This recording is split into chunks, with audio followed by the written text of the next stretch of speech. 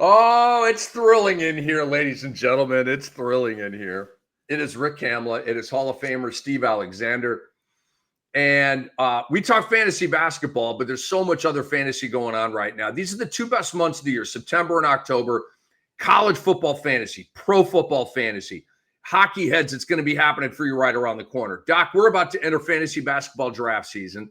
WNBA playoffs are right now. The fantasy baseball playoffs are right now. You and me are involved in a matchup in the Sports Ethos League, dude. It just feels great to be alive right now, doesn't it? Yeah, I just wish I was in more football leagues. I'm only in one.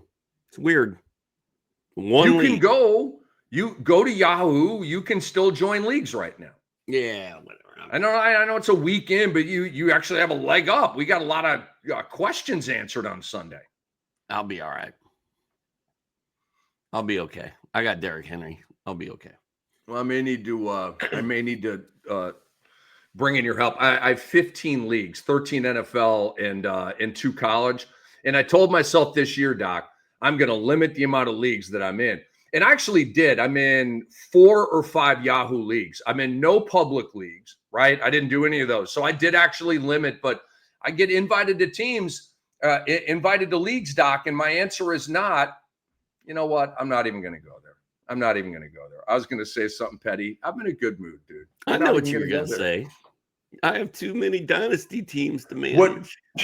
When I get invited to a league, like I vet the league, but if it's within like the parameters, and my parameters aren't that strict and stringent, for example, if you said, "Hey Cam, I want you to join my fantasy basketball dynasty league, but it's a turnover league," I'll join your league.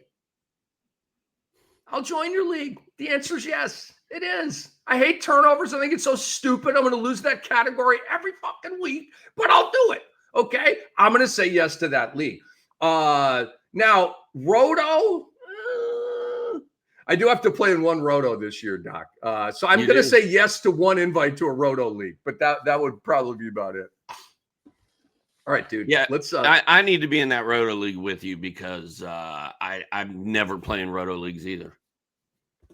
Dude, okay, we got to figure that out somehow. We let's go, because I mean, we may suck together, we may rock together. I mean, Doc, we're the goats, bro. We're gonna be all right. We'll find a way. It's just math. It's new math, but it's just math, right? Well, it takes me back to the Shaq days because I was playing Roto. When I first started playing fantasy, I was playing Roto, and the number one rule was you cannot draft Shaq or you're going to get a 1 in free throw percentage, and then you're going to lose your league. I love Andre Lamouche is the best producer in the biz, and boy, we just love busting balls around here, man. It's so fun. He says we will have an internal Roto. Okay, cool, done. There's our league, Doc, with a smiley face, and then he says where you can both compete, and lose. Yes, I love it. But see, Andre's got to be in that league. Andre, he sets these leagues up. He commissions them. He houses all of these leagues that he's in all over the world. I would love for Andre to be in that league and all of these leagues that we play. And that's why we do this. We help you win leagues. We win leagues over here. We try to impart the knowledge on you. Certainly, we want you guys to go to sportsethos.com. Our NBA draft guide is out, okay? And our episode here, the Fantasy NBA Today, is brought to you proudly by FanDuel. Doc, we are breaking down the Pacific Division, fantasy preview style, players to avoid, players to target, reality check for these teams. We'll have a FanDuel win total later on in the show, and it is provocative. Let's start with the I saw that, and I was like, we could spend a whole show on that. Let me tease the people with it. Yeah, it's the Philadelphia 76ers, and I'll just teach you. I completely disagree with the FanDuel win total. Dude, I'm not even gonna look at the number. I'm just gonna say under. I don't even know what the number is. It's big. It is actually a big number for the Philadelphia 76ers. So we'll get into our FanDuel. Oh, they have Joel Embiid, and they have Paul George, they have Tyrese Maxey. On paper. On All paper, right. they have those guys. All right, Doc. Here's a team that looks pretty damn good on paper. The Los Angeles Lakers. Who are you targeting on your purple and gold? I want Luka on all my teams this year, which means I have to get a top 4 pick. And if Cam was in the league with me, I need a top 2 pick to do it. So I am taking Wemby and then Luka in all my leagues. And if I get Wemby in one, I might take Luka at number 1 in another if I was lucky enough to get another first round pick. So I mean, we kill it. We talk about it too much, but you guys know Luka's my guy. Plus, he's in incredible shape. He's destroying Eurobasket. He's been given the keys to the Lakers. Like it's just on. And if you're sleeping on Luka this year, you're making a mistake. I'm just telling you. Who else? What other Lakers am I targeting? I will mess with LeBron James this year. I have no problem, even though I don't like drafting old guys. Rick, I think you got him in that dynasty mock draft we just did. And I was a little jealous about that. So I'm good with LeBron. I think he should go late round 1, maybe early round 2. And I love Austin Reeves as well. I would target Austin Reeves once it gets to that point in the draft. Another guy I love that plays for this team who I am not targeting is Dalton Connect, like free Dalton Connect. I'm also not going to be targeting Bronny James. All righty then. Luka is going to win fantasy leagues this year, man.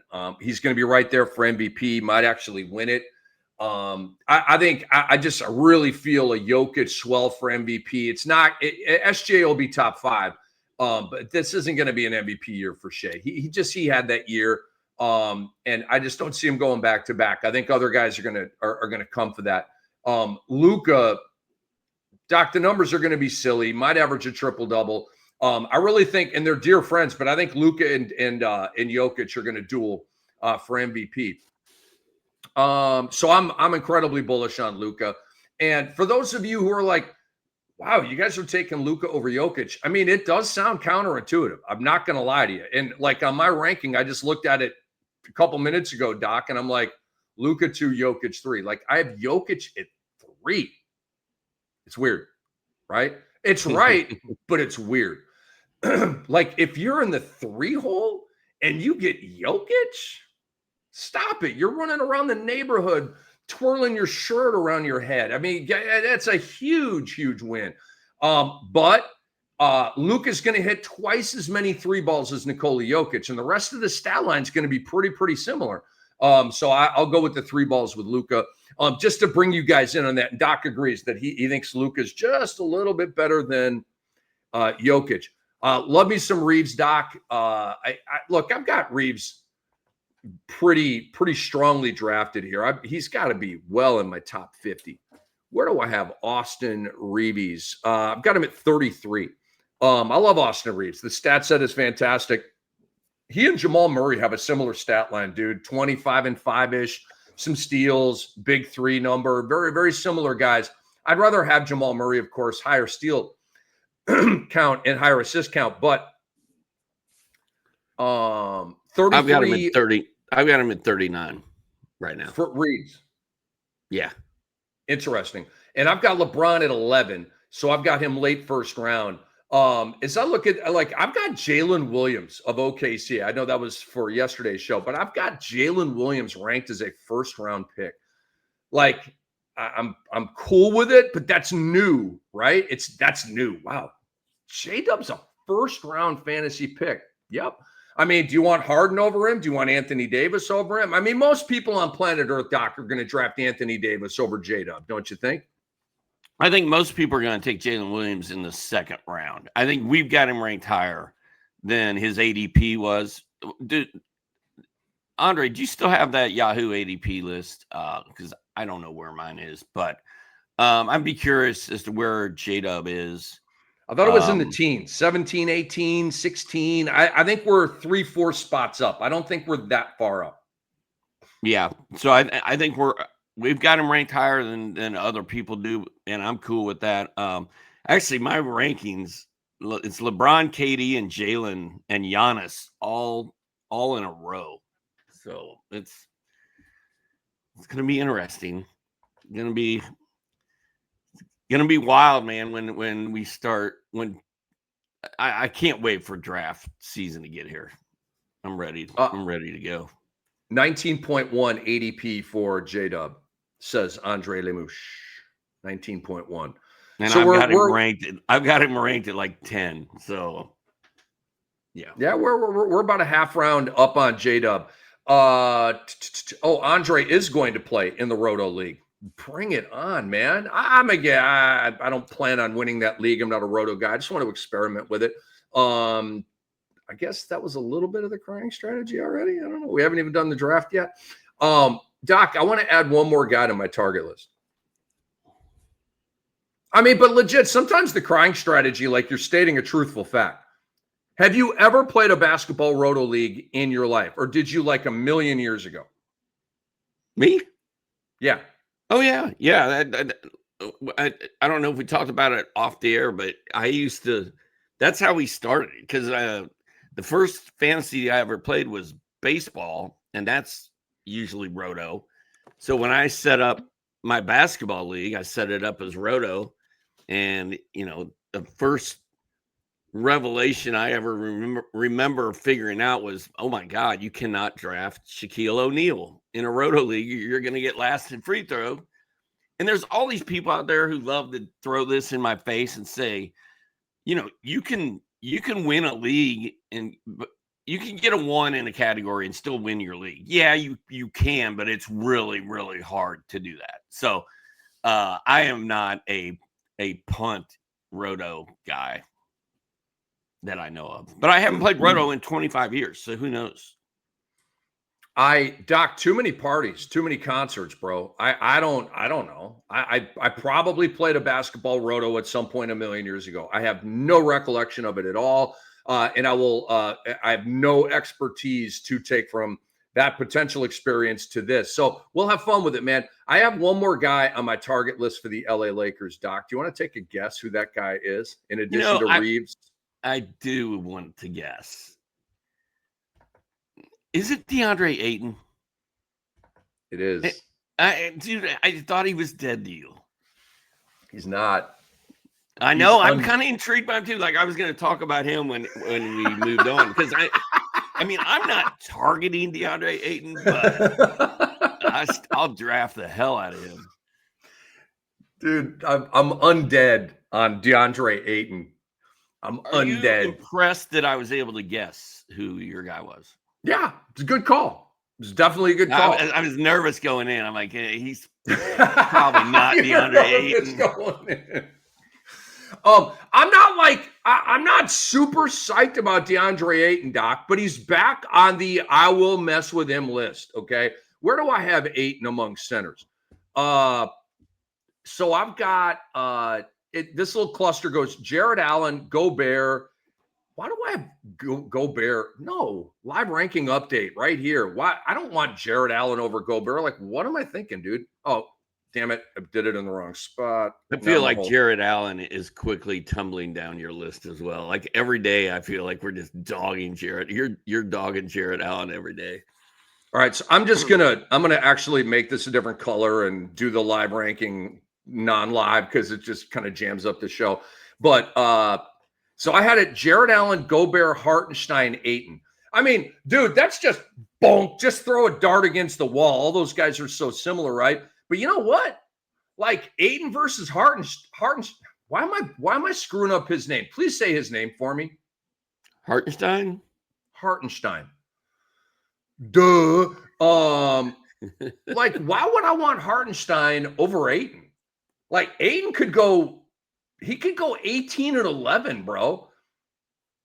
I mean, the lack of blocks is just maddening, right? But Hartenstein's not like 1.5 blocks. Yeah, I gotta shift that a little bit. I gotta bump Ayton up a little bit, dude. Here's why I'm intrigued with Ayton. I think he's finally gotten out of purgatory, right? He was with Phoenix, and that was kind of a disaster. And then he's been in Portland, and that's a nightmare scenario. So now he's in LA, and he's got skinny Luka and workhorse LeBron putting a boot in his ass, right? And being like, hey, if we're going to win this, we need you to be on board. And if anybody in this league needs a boot in the ass, it's that guy. So, and now he's got a new team, a new outlook. Hopefully he's been in there working with those guys and busting his butt and getting ready for this big season, because if DeAndre Ayton plays like we thought he would when he got drafted into the NBA, and he kind of puts it all together this year, the Lakers are going to be good, and he's going to be a really good fantasy player. Ride the wave of motivation. Was he motivated in Phoenix, Doc? Was DeAndre Ayton? What's that? No, he was not. I think he was. He was motivated to get paid. You remember they were talking about a max contract for Ayton for 2 years, and this is with the now disgraced Robert Sarver. But remember they were jacking him around, and so he was motivated to get paid. He checked out once he got paid. But that also was it was the Phoenix to Portland exit, and Ayton was just like, I'm a max guy, but then he just checked out. He did. He's checked back in, bro. He went, he put, that little ticket we used to have to punch old school style. Like if you were a short order cook or something, you'd like, you'd punch your little time play. I mean, that's like ancient zone, right? But we're old guys. We have gray hair and stuff. But he punched the clock, bro. I love what you said about LeBron and the boot in the butt, because that's what Ayton needs. He needs like, nah, dude, you're getting up at 5:30 a.m. and we got the Breakfast Club. We're working out. And I'm like, that's like, I don't know. I would imagine LeBron has something like that, right? LeBron seems like maybe he gets up at 5:30 and does a 7-hour workout. I don't know. But, Ayton's probably a part of that. Luka obviously is with Eurobasket right now. Apparently. Never mind. We got some insider information on Luka. It's all good. It's all good. It's just too much information. So Ayton, Doc. Ayton is on my target list. I will mess with DeAndre Ayton. I feel like he's gonna play if he's questionable. He's not gonna look for easy way outs. He's gonna be out there hustling and running and catching lobs, and I think he's gonna average a pretty healthy double-double. Give me your projection for Ayton right now. The points and boards. Oh, I don't know. I haven't even I haven't mapped that out. I'm gonna say, well, what was he at last year? What did he do last year? Do you know that? No. I want to say 14-10 last year. I think it was 14-10. I think we could get 16-12 out of. I don't know if he's going to score 16 with those other three guys there, but the boards have got to be up, man. They need him to crash the paint and play defense. So I think same amount of points, maybe 2 more boards, 14-12, maybe a block. All right. Not mad at that. He was 14-10 last year, as I said, 1 block per game. Ugh. But it's a Portland thing. Actually, it's not. The last couple years in Phoenix, he was allergic to blocking shots. That's why when you asked me if he was motivated in Phoenix, I was like, no. But the good news is he's in LA now, and it doesn't snow there. So the chances of him missing any games because of snow on the ground have been significantly eliminated. And then, of course, when you're on the road, you're staying in the hotel, and the bus can take you to the arena, or you just walk over there. That's right. So I don't think we're going to have any snow games this year. It's too bad. Unless Armageddon hits, Doc. And if Armageddon hits and it snows in LA, then we got some issues. But I don't anticipate that happening. But you know what? You never know. That's why they make It's why they make these disaster movies. It's why they make zombie movies. That's why. I don't know. But for me, let me give you my projection on DeAndre Ayton. Doc, I think the points are going up. I think DeAndre Ayton's going to be at about 16. And I think I like your number at 12. He has not averaged 12 rebounds yet, Doc, but he has been at 11.5 and 11.1. I'll be like ultra conservative, 15 and 11. To me, that's the absolute floor. But I think we could get a 16 and 12. And if we're getting a 16 and 12 from DeAndre Ayton, even if it's only one block, 1.1 block, okay, well, guess what? I'd rather have 16 and 12 with 1.1 from Ayton than 13 and 11 with 0.9 blocks from Jared Allen. I mean, I'm sorry, Jared Allen keeps catching strays, bro. But he's just Jared Allen is overrated in fantasy basketball, man. He is. And if you're a percentage nerd, then maybe he's not. But I don't give a damn about the percentages. Because think about it. If you're going Ayton or Jared Allen, they're both going to be awesome field goal percentage guys. All right, Ayton might be at 58 and Jared Allen might be at 70. But, dude, I'll take all those other goodies and sacrifice a little bit of those percentages, 3 less dunks on my team a week or whatever that looks like. All right, who are you avoiding on that was a good Ayton conversation right there, bro. Me and Doc back on DeAndre Ayton. Who are you avoiding on the LA Lakers, Doc? I'm all the rest of them. Rui Hachimura, Jared Vanderbilt, Max Kleber. You're no longer a Rui guy? I mean, you've been a Rui guy. You've had I'm not a Rui guy. Are you? I've had Rui, but he's like he doesn't really do anything. You know what I'm saying? Like he fills in a roster spot and he'll go out there and put up some numbers for you, but it's really, really boring. So I will probably avoid Rui Hachimura this year. Rui's a hell no. He's like the anti-Wemby meter guy, the anti-fantasy gold guy. He just doesn't really do those things. He doesn't block, doesn't steal, hit about 1.5 threes per game. Nah, nope. Y'all knock yourselves out with some Rui. Just because he's wearing a Laker uniform, by the way. If he was wearing a Wizards uniform, literally nobody would care about him, even those in the district.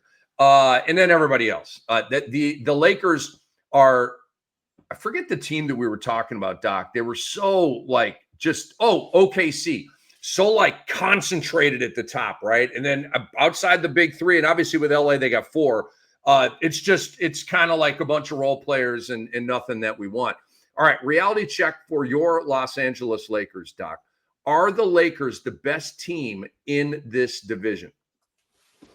The Pacific Division.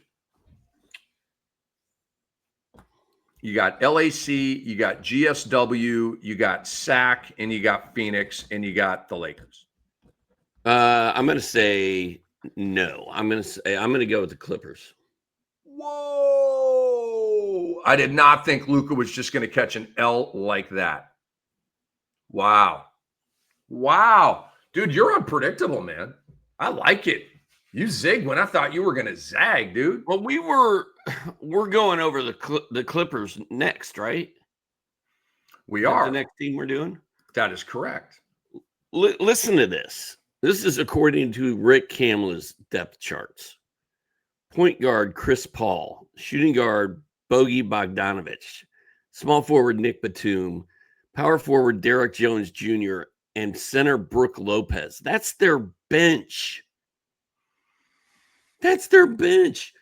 Like, that's almost hard for me to believe. But those guys have all started for most of their career. And that's the Clippers bench, is a bunch of studs. And then your starting lineup is Ivica Zubac, who was basically an all-star last year. He had all-star numbers, but he didn't make the all-star team. And then Johnny Collins is in town. Kawhi Leonard, Brad Beal, Jimmy Harden. if that team stays healthy and if they can all play together and, the stars align, that team looks incredible on paper. It does. This is a good debate, dude. This is a good debate. The Clippers are way deeper than the Lakers. There's no doubt about it, bro. I can't sink your battleship on that. I co-sign that. The Clippers have one of the most badass two deep rosters in the NBA. It's potentially / probably fraudulent, right? Kawhi Leonard, how long will he last? Bradley Beal, how long, will he last? I'm not worried about Hard. I'm not worried about Zoo, and I'm not worried about Collins. But I'm worried about Beal and Kawhi. And, you mentioned the bench. I mean, it is an old bench. So there's that. They are studs, future Hall of Famers, some of them. Is Brook Lopez? Probably not. I'd have to look at Brolo again, Doc. I don't, as I say here right now, I'm going to say no. But that may be like, I look at his resume like, damn, I'm kind of sleeping on Brook Lopez. But no, but anyway, like he's been an all-star. He's been a fantastic player, but he ain't that same guy right now. So I'm going to say I think the Lakers are the best team in this division. I think they're going to be a game or two up on the Clippers, 2 or 3 games up on the Warriors. And then, of course, next year, Doc, LeBron James is going to go play with his buddy Steph Curry and his better buddy Draymond Green up north, as they say, in the Bay Area. I could see that happening. I think that'd be you know what though, Doc, if that happens, and then if LeBron and Steph win a ring and they both get number 5 together, you know what everybody's going to say? Man, that doesn't count, man. He didn't do it himself, man. This ring culture, the devalue the ring thing is so maddening to me. Like, what's more annoying? Like, oh man, the Lakers, bubble championship doesn't matter and all that bull crap. They played it, they won, it's theirs. Like, why? Or devaluing this chip or devaluing this chip, or the young fellas and young ladies that hate the 1990s. What do they say? The 90s suck. The 90s are overrated. They got a little catchphrase for the 90s. Which of those two narratives is more annoying for you? Oh, I don't know. I don't know the 90s catchphrase you're talking about, but hold on. Hold on. It's not going to take me long. I should remember this. We're done with the 90s.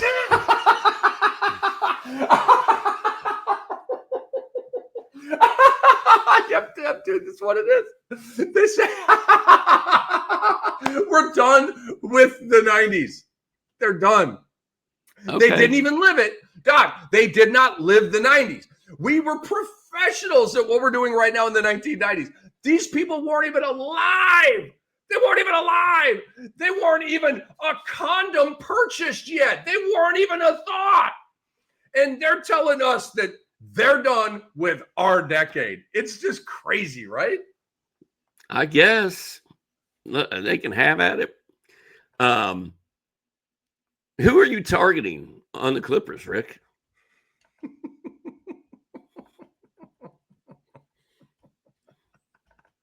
You are hilarious, dude. 2 guys. Guess the 2 guys I'm targeting on the LA Clippers. Jimmy Harden and John Collins. Bam!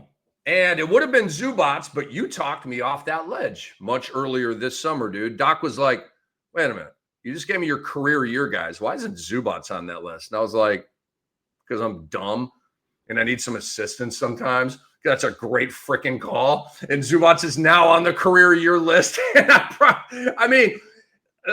not really trying to draft Zubats this year. I'm going to be honest. I'm really, me, I'm hard and fast with that career year thing. If he fell in a draft, I would mess with Zubats, but I'm anticipating a pretty significant drop in numbers. Yeah, I'm targeting Johnny Collins and Jimmy Harden as well. And then I'm going to mess around with Kawhi Leonard this year. I know you are. He came back halfway through the season last year, and he was pretty much on his best behavior and playing every night and bringing it. He's had a whole summer to get healthy and chill and get ready to go this year. I feel like this is going to be the Kawhi Leonard year we've all been waiting for. So and all these guys on the Clippers have to be like the Breakfast Club and go hanging out together and be like, dude, we can win a championship if everybody stays on the same page this year, because we got as much talent as any team in the league does. Granted, a lot of it is older, a lot of it is injury prone. Or do I trust Brad Beal or Kawhi Leonard? Not really. But I do have a hunch that Leonard is going to have a healthy big year. I would not draft Bradley Beal if he was the last player on the table. I just do not want anything to do with Bradley Beal. And then Zubac, not only is he coming off a career year, which is going to be very, very hard for him to duplicate, but now Brook Lopez is there. This team is deep and well-rounded, and he just doesn't need to play the ridiculous number of minutes he was playing last year. Like, I just think the minutes are coming down, the production's coming down. He's still a great player. He's going to have a, solid fantasy season, but I think there's a very good chance people are going to overpay for him based on how awesome he was last year. I don't think we're getting 17 and 12 from Zubac again, man. I think those numbers are coming down just a little bit. So I'm avoiding Bradley Beal, Zubac, and Kawhi. I will add the nuance that Zubac is not a hard fade like Josh Hart is. When we talk about career year guys, he's like, we've talked about this. Josh Hart, I love you, but I will have no shares of him in fantasy this year. It's a hard out. I see a big drop off in numbers, significant, even bigger than the drop off here that Zubac is going to have. So I'll still mess with Zubac, but it's got to be, at my dollar price or my valuation. And we were talking about Ayton. Let's have a player debate, dude, because I'm looking at my rankings, dude. I gotta. Like, I'm good, like Sar, Klingon, MW, Kessler. And then it's like, all right, now what? I may bump Ayton up to that spot. I'm gonna give Gobert a little hike. Gobert's still good in the blocks, dude. I like Gobert. I just, you know why I like Gobert, dude? I know what I'm getting from Rudy Gobert, Doc. In it, I'm not going to get some huge bombastic pop. There's going to be no pop. I just know exactly what I'm getting. And I like how that looks.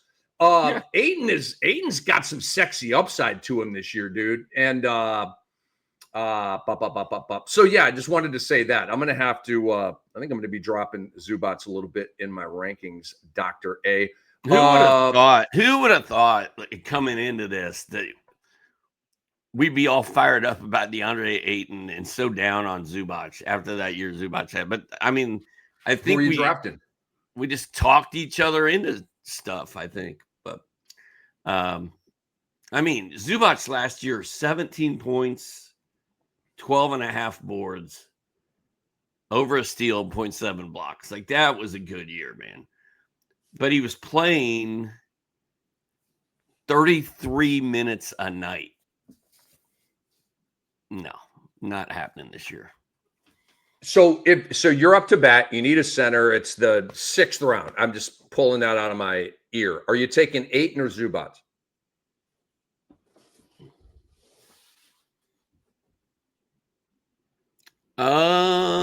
That is a great question. Right now I'm going to say Zubac. I think I'm sticking with Zoo. I just think Zubac is going to be drafted way before DeAndre Ayton. I'm gonna. DeAndre Ayton's got a little tiny little rocket ship attached to his back right now. It's not a big one, Doc. It's not an Amen Thompson rocket ship, but he got a little rocket ship on his back, dude. DeAndre Ayton does. I would take Ayton over Zubac. I feel like Ayton's kind of going like that. I feel like Zubac is kind of gonna go like that. And Doc, that for me the career arrow thing is like it dictates pretty much how I roll in all of these sports. Like, is your arrow going up, going down, plateau? Like, where I want the arrow up, guys, man. Well, we kind of already talked about the Clippers. Did you say they were your second team in the West? When I asked you Monday about is Denver the second best team in the West? I think Denver is the second best team in the West. Did you say the Clippers? Was that your answer to that, or did you say Lakers? I think I said Houston. You did say Houston. My bad. You did say Houston. And But we're on I'm the Pacific. super intrigued by this Clippers team. Like I am probably too intrigued by it. But on paper, they look tremendous. By the way, this Phillies Karen lady is on my TV right now, Rick. Did you catch Phillies Karen? Do you know what I'm talking about? No idea what you're talking about. You must have been playing drums all weekend. Oh, I was playing drums on Saturday, and then Sunday, dude, I'd watch football all day. I was a lazy. I felt kind of guilty about it. I blew off This dude got a foul ball at a Phillies game, and he gave it to his kid, and he ran over a couple seats and picked it up from under the seat and turned around and gave it to his kid. It's his kid's birthday, like 12-year-old or whatever. And this woman comes raging at him and is like, "That was my ball. That was by my seat." And he was like, "Whoa." And he took the ball out of his kid's glove and gave it to this lady. And she's like, "That's right." She goes storming off. Well, one of the players, I don't know who it was, but found the kid and gave him a signed bat and a bunch of stuff. What? That's so cool. It's all been taken care of. And this lady is just getting dragged through the mud on social media. Like everywhere I look right now, all I see is Phillies Karen. Like, she's just getting destroyed. All right, I'm intrigued. I got to look that up, because in a baseball game, I love baseball, but baseball's so freaking boring that when a foul ball goes out, the camera goes to it. And if anything dramatic happens at all, it goes viral because, of course, baseball's so damn boring. What are they going to show? Aaron Nola's 38th strike thrown of the game? No. I mean, again, I love baseball, but dude, it's a boring sport, man. It really is. So yeah, I could see how that would go viral. And the announcers were probably talking about it, right? Like, "Oh, look, you went to the kid, and then, oh, whoa, who's this lady?" I don't know if they were play-by-playing that transaction on the broadcast. When I scroll through Facebook or Twitter right now, like all I see is Phillies Karen. Like it's literally everywhere. And she's taking some strays, dude. All right, what's next? Though. What are we doing? Here we go. Phillies Karen. They're Golden State Warriors are up next. Who are you targeting? By the way, guys, this is the Fantasy NBA Today, brought to you by FanDuel. And we are Rick Kamla, Hall of Famer Steve Alexander. We have the best producer in the biz, Andre Lemouche, behind the glass. Hey, don't forget, during the offseason, we will be answering listener questions on the show. Go to Sports Ethos's YouTube channel. Do it. Go now. Find our most recent video. Drop your question in the comments. We will be pulling from those for upcoming episodes to have fun with you, answer your questions. What we do. I like it. Doc loves it. I really do like answering questions, but I can tell you that Doc loves answering questions. Would you say that that's an appropriate way to frame that? Yeah, I do. It's fun. It's fun. And it usually ends up in debate and discussion and a learning experience and all that. So it's fun. I like it. For all involved. So Golden State, the Golden State Warriors. Targets. I am targeting two guys. It's Steph Curry and Brandon Podziemski. That is it. I am. So tell me about, I have follow-ups, of course. Tell me about Curry's just chalky, second-round pick. You're going to get a great value there. We all agree on that. So let's just say this. You don't need to draft Steph Curry in the first round anymore, Doc. And this might be the first year. Steph was still a first-round pick last year, right? I think he was. 7, 8, 9 in that zone, right? That was kind of the Curry zone last year. But now, dude, correct me if I'm wrong. I have Curry 14th. So that's 15th. All right. So now we're talking about Curry as a second-round guy. I think that's noteworthy for people. You don't have to take. If you are late first round, wouldn't you recommend going for Cade, Trey, Ant-Man, one of those cats, and then, or maybe a LeBron or a Durant, and then bam, on the backside, you take Steph Curry. Yeah. I am possibly foolishly high on Cade Cunningham this year, like ridiculously high on Cade. Like after the big four, I want Cade. So yeah. And then Curry, if I've got him at 14 or I've got him at 15, you've got him at 14.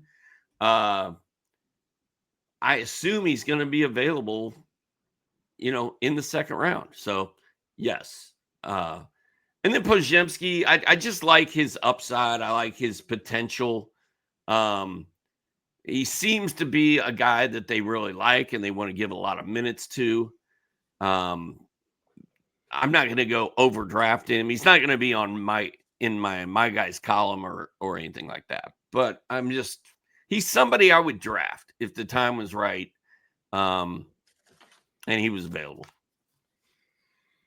Brandon Podziemski is in my Pop Players article.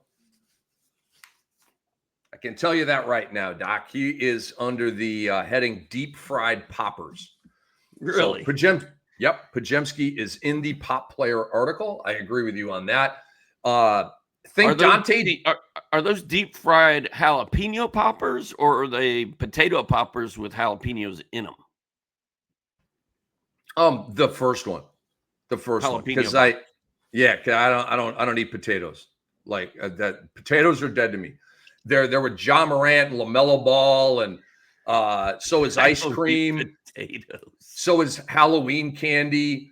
For the most part, I've eradicated potato chips. I do have a bag of chili cheese Fritos in the my little cupboard over there. I've had it for a while. Like I'll throw like 5 of them down. All right, put the bag away. Like I'm being no soup for you. I'm trying to be kind of disciplined over here, man, when it comes to the carbs. But Podziemski, that's why he's a deep fried popper. He's not going to get to 20 points a game. He's not going to start flirting with triple doubles. It's not going to be crazy, but damn it. Couldn't he get to like 14, 6, and 5 with 1.3 steals, 2.5 threes? Like he's a goody guy. He has a very fantasy friendly game. And I just think there's like a good bump up for Podziemski. So he's on my list, Doc. Curry, obviously. Jimmy Butler's on my list, dude. And I know I seem like such a hypocrite. I know I do. But what it is, I'm not a hypocrite. You like Golden State, Jimmy. I'm trying to think of like a joke, like a synonym for like when it comes to fantasy, dude, I'll put it like this. I'm a dirty dog, bro. I'm a dirty dog. Like I want the goodies. I want the stats. So like, no, I'm not a huge Jimmy Butler guy, but I'll go down that road. It's like someone who's really promiscuous, Doc. You know what I mean? Somebody who goes out and usually ends up going home with somebody, right? Like that type of thing. I'm just saying I'm easy when it comes to the stats. And so if your situation changes, yeah, I'm not really a huge fan, but yeah, let's rock this. So I think Golden State Jimmy is going to be, and by the way, like I know I stammered there and stuff. Doc, if we could tell a joke in 2025, I would have just said the joke, and I think most of you would have laughed. But also there might have been one half of a person out there that would have been like, I can't believe you said that word. So you just can't tell jokes anymore. So I'm sorry that I wasted all of your time with all of that. But Doc, is it so out of the realm of reality that Jimmy Butler could get to 20 points a game? No. Okay. He was at like 18 last year with GSW. Why can't he get to 20? And then if he's at 20, Doc, we're talking about a 25-5 guy, maybe a 26-6 guy. The steals are going to be mega, and the 3 balls will be disappointing. So I'm not like all geeked to get him, but I will draft Jimmy Butler in the right spot. He's no longer on the dead to me list. Yeah, and Jimmy, his numbers were good when he got to Golden State. And he was putting, like, I remember kind of being jealous that I didn't have him on any of my teams. Like, man, Jimmy's kind of fun now. I kind of wish I had Jimmy. You had FOMO for Jimmy Butler? I had a little Jimmy FOMO, but I quickly got over it.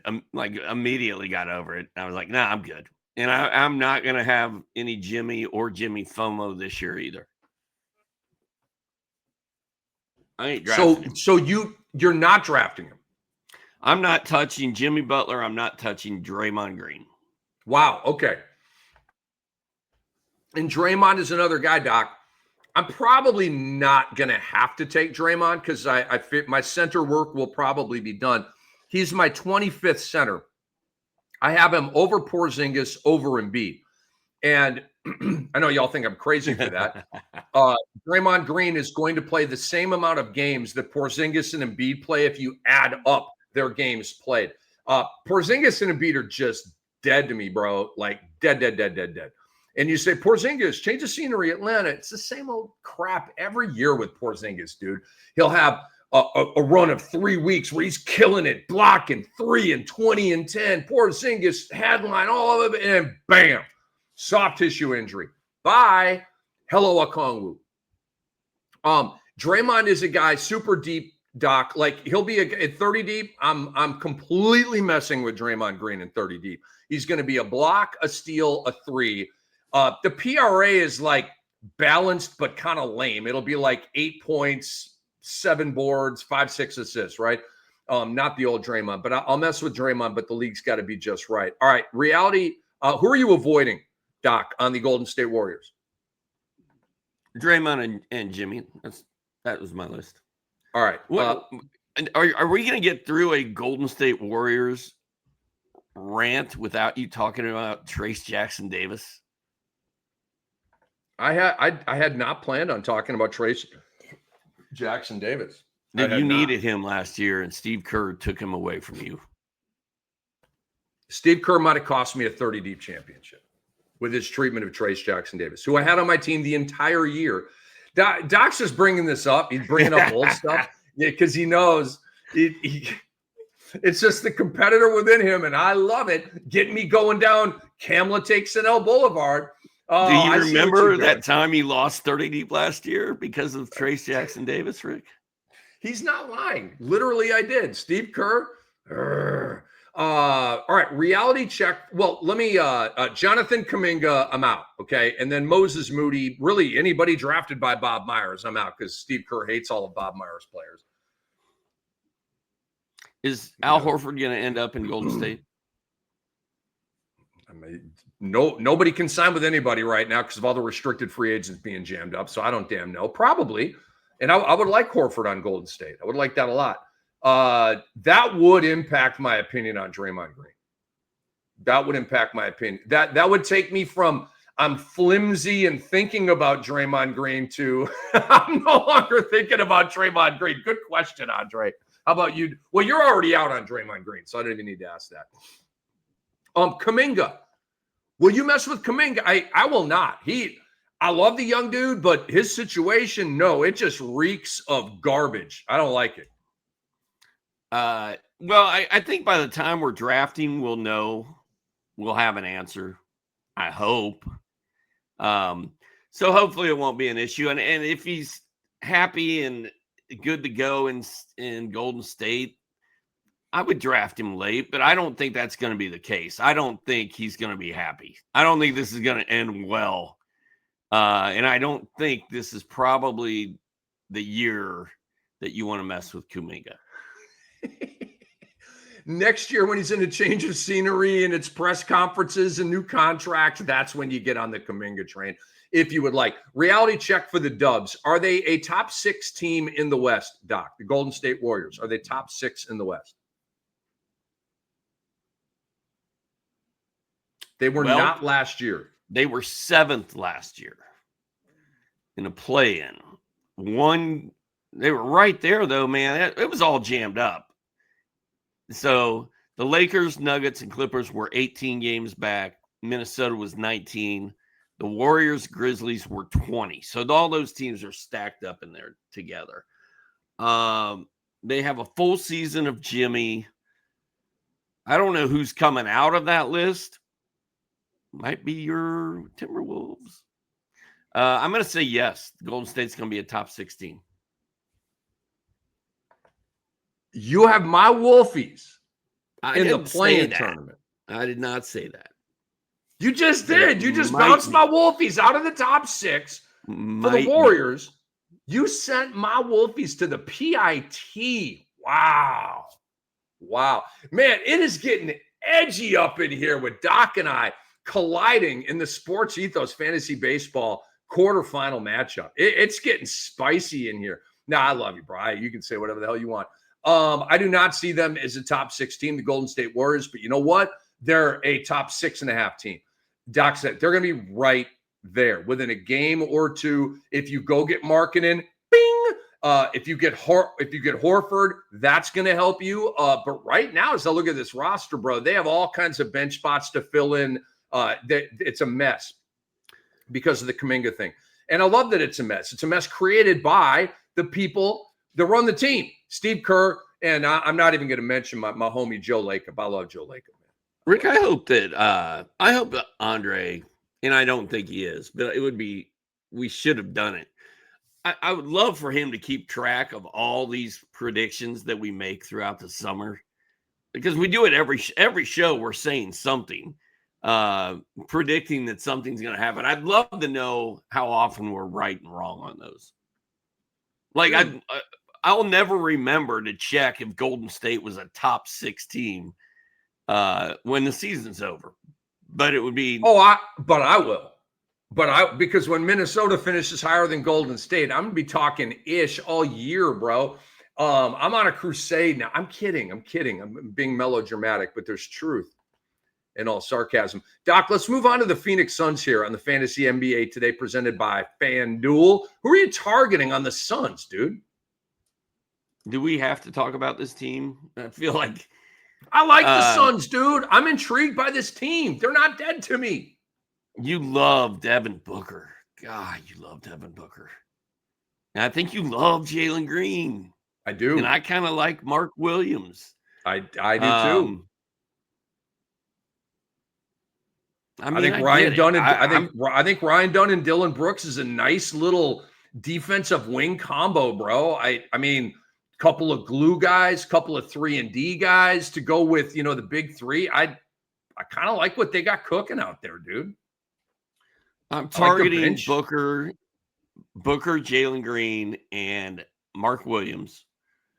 And Royce O'Neal will probably be on some of my deeper teams as my last forward drafted. So I'm up. Grayson Allen going to bounce back this year? Like, what was that? He's not going to get the opportunity, dude. And he's got Royce O'Neal in the way. It's not Grayson Allen's fault. He didn't get paid and check out. The team checked out on him, dude, kind of like Miami did with Duncan Robinson. They just stopped playing him. Joe Harris dealt with that in his career. Like, gets paid, and then now they don't even want to ever play you. I don't know. All right, I'll just sit over here on the bench and make another $375,000 tonight for the game in this check. So definitely in on Devin Booker. Definitely in targeting Jalen Green. Mark Williams, definitely. I mean, I've got Mark Williams highly ranked. Mark Williams is my 11th center. I'm quite bullish on Mark Williams. He was so good when he played last year, man. He was good. And then Dillon Brooks and why am I blanking on his name? Dunn. What the hell is Dunn's first name in Phoenix? Ryan Dunn. What the hell, dude?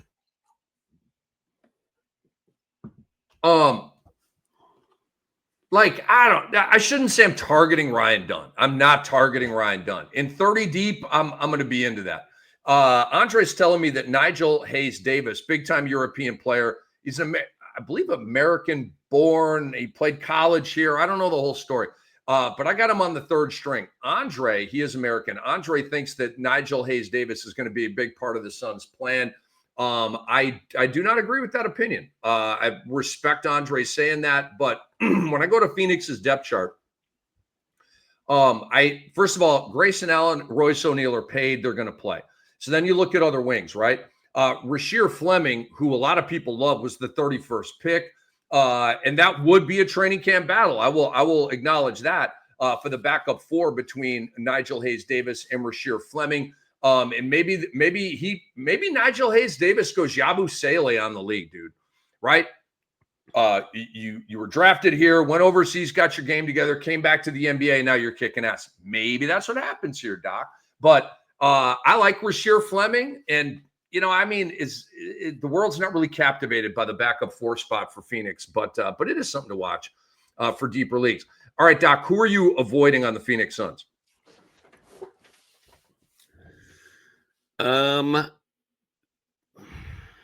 There's nobody on that team I really would insist on not having. Like Dylan Brooks is fine late if you need what he does, which is takes a lot of weird shots. Ryan Dunn, I think I'm fine with the youth and upside that he has. I'm probably avoiding Grayson Allen. I don't think I'm going down that path again this year. Yeah, I'm with you. Royce O'Neal, nah. Grayson Allen, nah. All the bench players for fantasy are a no, including like Nick Richards, Common Maluach, who I love in dynasty leagues, but that's another battle, right? Who's the backup 5 to Mark Williams? Very important. Mark Williams has a tendency to get dinged up. Is it Nick Richards or is it Maluach? The whole world wants it to be Maluach, but coaches rock with veterans a lot of times over rookies. I'll be very curious to see how that happens. By the way, remember the Nick Richards frenzy last year? Like for a minute there, everybody was picking up Nick Richards and thinking Nick Richards was going to be a fantasy stud, and he never was. He had 15 minutes. He had 15 minutes of fantasy fame, didn't he? Kind of flamed out though, and it was not Nick Richards' sanity. It was not Lynn's sanity, Doc. It was not Lynn's sanity. It was not. Andre's asking, what about Oso? Man, Oso's buried, bro. I don't see any playing time. I see the D League. I said the D League, bro. See what I just did right there? It's the G League now. We're done with the 90s. We're done with the 90s. That's what the kids say. Is Phoenix going to end up tanking, Doc, or are they going to be in the fight for the play-in tournament? Do you see silly season happening with Phoenix, or do you think they're going to play it straight?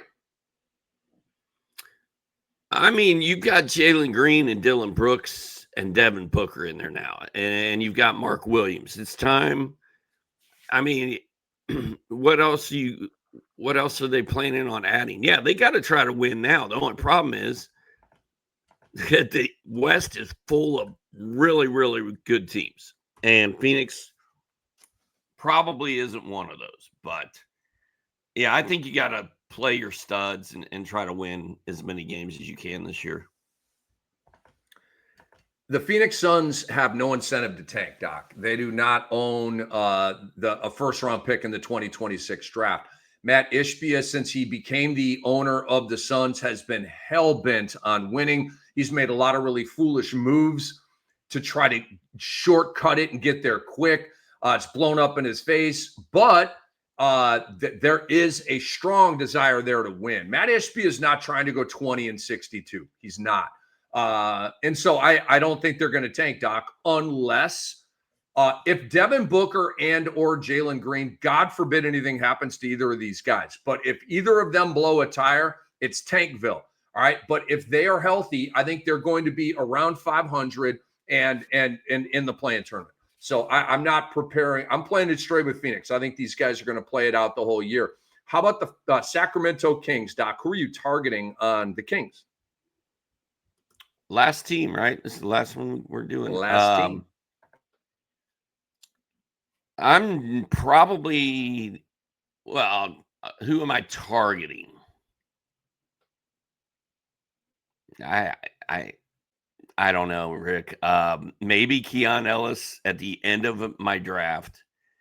Wait a second. Is the Sacramento Kings roster on the dead to you list? Pretty much. Is it like that? I'm intrigued by what's his name? Murray. Keegan. But that's about it. Like Sabonis is going to go before I want to draft him. DeRozan is a mid-range specialist that doesn't shoot threes. I have no interest in him. Zach LaVine is still like all I see is him playing on one leg. So he's sort of dead to me. And Malik Monk, I'm